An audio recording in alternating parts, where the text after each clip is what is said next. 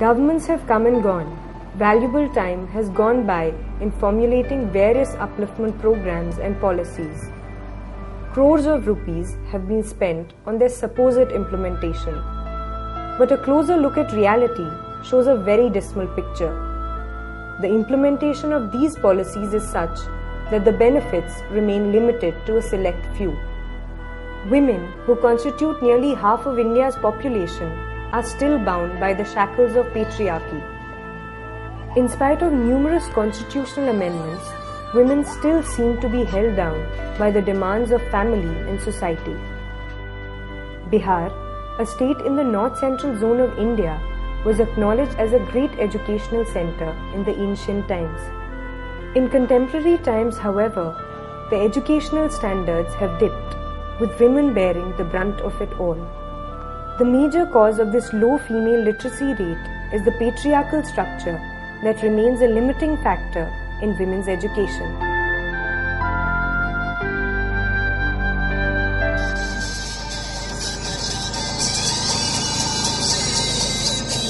"300 kilometers away from Patna lies the small and little-known district of Purnia.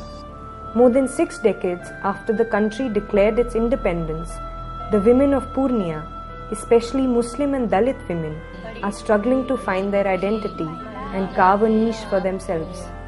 आजादी के बाद जो हमने सपना देखा था कि हम इस देश में गरीबी मिटाएंगे, हम इस देश के हर नागरिक को एक ऐसे ओहदे पे पहुंचाएंगे कि कोई उसमें ऊंच नीच ना बचे, लेकिन उस सपने को हम पूरा नहीं कर पाए। बिहार में साक्षरता का दर बहुत कम है, राष्ट्रीय औसत है उसे काफी कम में है हम लोग। लेकिन सबसे आश्चर्य की बात है और बहुत दुख की बात है कि पूरे बिहार में महिला साक्षरता के दर में सबसे कम और हमारे पूर्णिया जिला में है। गांव के लोग ऐसे ही हैं जो लड़की को बाहर नहीं भेजते हैं पढ़ने के लिए, स्कूल भी नहीं आते हैं। लड़की पैसे के चलते नहीं पढ़ाते हैं और प्लस सोचते हैं लड़कियां बाहर जाएगी, भाग जाएगी, पर्दा से बाहर हो जाएगी। यहाँ की लड़की उतनी घर से नहीं निकलती है, बाहर नहीं जाती है। अभी तो जब से अनहद में हम आए हैं तो थोड़ी बहुत लड़की को देख रहे हैं। मैं 2008 में पूर्णिया गई थी एक प्रोग्राम में बोलने के लिए। उसी बीच पूरे बिहार में बाढ़ आई थी और तकरीबन 6 महीना पूरा अनहद की टीम और बहुत और भी बाहर के लोग हम पूरा उस रिलीफ के काम में लग गए। गांव के गांव आप पूरा घूम जाए, वहाँ पे 2-3 घर मुश्किल से मिलते हैं जो ईंटों के बने होते हैं, सब फूस के घर हैं और गरीबी का ये आलम है कि तकरीबन 80-90% वहाँ के लोग, लड़के नौजवान माइग्रेट करते हैं। The wet and humid climate in Purnia and Araria is the main factor behind the large jute production. The easy availability of jute makes the creation of jute products viable.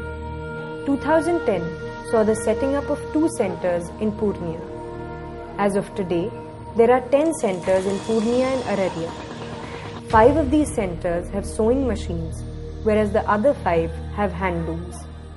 हम सिर्फ वहाँ लड़कियों को काटना सिलाना सीरा सिखाने नहीं गए, हम उनको एक पूरा नई दिशा भी देना चाहते हैं। जमीनी तौर पे जो काम शुरू किया वो अनहद ने किया, खास करके महिलाओं को, लड़कियों को घर से बाहर निकाल के लाना, इस तरह के समाज में जहाँ उतनी छूट नहीं है महिलाओं को। Getting the girls and the women to step over the traditionally set boundaries was not an easy task to begin with. Initial efforts have helped 120 women to become literate and gain training in the making of jute products. Presently, the training process for 250 women is underway. To sustain such progress, the women need to be ensured of a secure means of employment. All such initiatives need to be backed by determination and the will to flourish. तो वहाँ पे एक तो jute से अलग अलग तरह के खूबसूरत बैग्स जो आपको मार्केट्स में यहाँ दिल्ली में और शहरों में दिखते हैं, एक तो उनको सिखाने की हमने ट्रेनिंग शुरू की है और फिर जूट से जो दरियां और डोर मैट्स बनते हैं उनके लिए हमने लूम्स लगाए हैं। एक मर गई जो पूरी जो चीज़ है जूट की चीज़, उसको हम दोबारा से जिंदा कर रहे हैं, दोबारा से लोगों को उसमें जोड़ रहे हैं और खास करके ऐसी महिलाओं को जिन्होंने कभी बाहर का रास्ता नहीं देखा। सबसे पहले यहाँ पे दयान सर आए थे, अरुण सर, मानसी जी, वो लोग आए थे। वो बोले कि यहाँ पर हम सेंटर खोलना चाहते हैं जूट का, यहाँ पे महिलाएं आएंगी, जूट सीखेंगी और उसको पढ़ाना है, साक्षर बनाना है। घर घर जाके सबको समझाया। उसके बाद फिर उसके पति बोलने लगे वहाँ जाएंगे, हमारे घर में है, बच्चे को कौन संभालेगा। यहाँ पर भी वैसा बोला था कि वहाँ नाच गाना होता है, नहीं जाओ। पता नहीं अब उसे जो क्या इसमें जलन है, क्या है नहीं है, वही कहेंगे। क्या कहते हैं वो कहते हैं ऐसे सेंटर खाली करवा दो। तो उसके बाद हम लोग एडमिशन किए यहाँ अनहद में। एडमिशन करने के बाद कढ़ाई भी सीख लिए और सिलाई भी सीख लिया। अभी जब देखी आ करके कि नहीं सिलाई का काम हो रहा है, कोई लड़की पेपर काट रही है, कोई लड़की मशीन चला रही है, कोई लड़की नाम लिखने के लिए बोर्ड पर बता रही है, वही उन लोगों को समझ में आ गया कि नहीं यहाँ नाच गाना नहीं होता, यहाँ काम की बात हो रही है, काम सिखाया जा रहा है। को तो ये मौका होना चाहिए कि मेरी भी बीवी जाके सीखे, मेरी भी बच्ची जाके वहाँ सीखे, ताकि हम आगे बढ़े और मेरी बेटी भी आगे कमा के खा सके। जिला पदाधिकारी का ध्यान आकृष्ट कराते हुए कहना चाहती हूँ कि नगर कान्हा प्रखंड में अस्पताल तो है, लेकिन डॉक्टर एवं दवाई की काफी किल्लत है। विद्युत आपूर्ति कई महीनों पहले ठप कर दी गई। मनरेगा कार्यक्रम के तहत Today the women of Purnia and Araria are at the start of a new phase in their lives. They have taken the lead and shown the path to women who are still pinned down by patriarchal diktats. हर गांव में एक committee बनाई है जो ये देखती है कि गांव में अगर सड़क नहीं है तो क्यों नहीं है, पानी नहीं है, तो वो सारे मुद्दों को ले जाके डिस्ट्रिक्ट एडमिनिस्ट्रेशन के साथ उठाना। हर सेंटर के अंदर एक एक टीम बना रहे हैं जिसको हम कम्युनिटी इंटरेस्ट ग्रुप का नाम दे रहे हैं। उस सेंटर को जो चलाने का काम है वो काम इस ग्रुप के ऊपर होगा। कि महिलाओं ने किस तरह से आके स्टेज पे बात की है, कैसे उन्होंने बाहर एक दुनिया को देखा है, तो ये एक शुरुआत है। क्या औरत का मतलब सिर्फ ये है इस समाज में कि वो घर में बच्चों को पाले और पति की सेवा करे, या औरत का कोई अपना स्वाभिमान भी?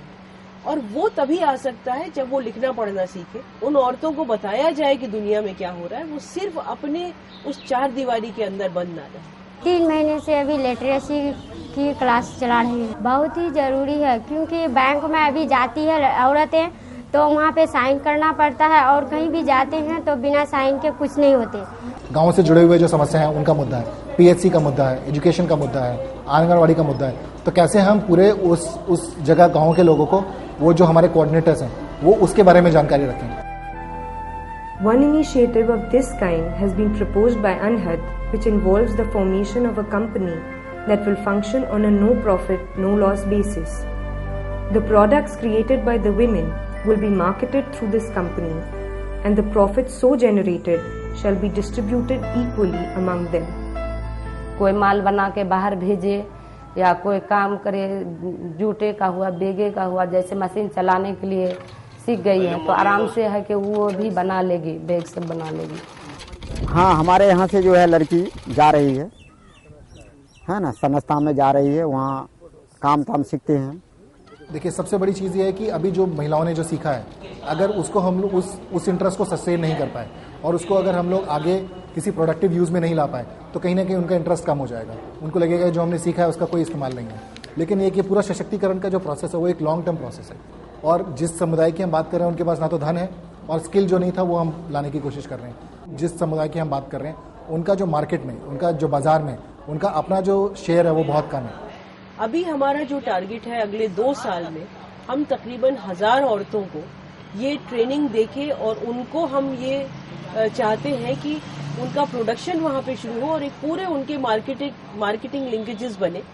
उसके लिए एक अलग कंपनी का भी फॉर्मेशन हो रहा है जो सिर्फ यही काम करेगी, जिसमें वहाँ के लोग कुछ होंगे, कुछ अनहद की टीम के लोग उसमें शामिल होंगे। यहाँ पे हमारा मकसद ये है कि कंपनी के पास उतना पैसा रहे जो सिर्फ उसको चलाने के लिए जरूरत है, बाकी जितना भी प्रॉफिट आता है वो सारा जो गांव में औरत काम कर रही है उसके पास जाएगा।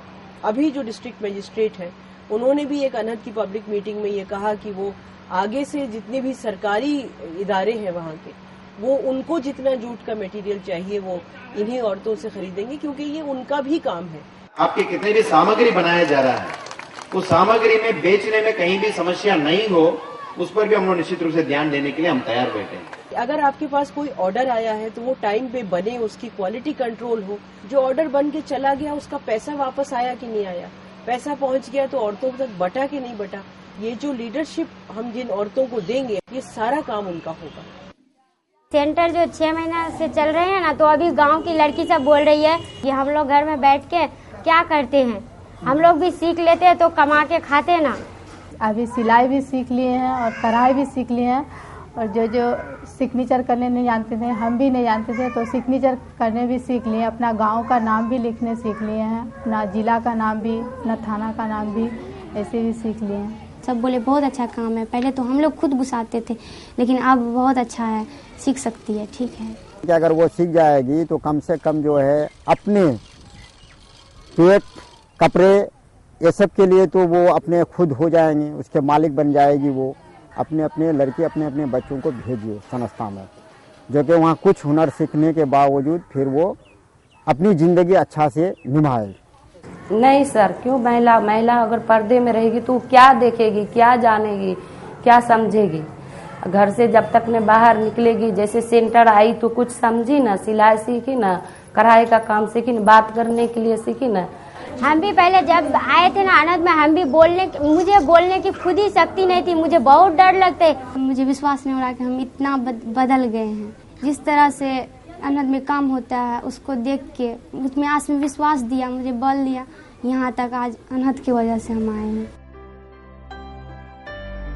Anhad's initiative does not only seek to make these women who have taken the first step literate, it also aims to hone their leadership skills, which can lead to a greater involvement on their part in local affairs.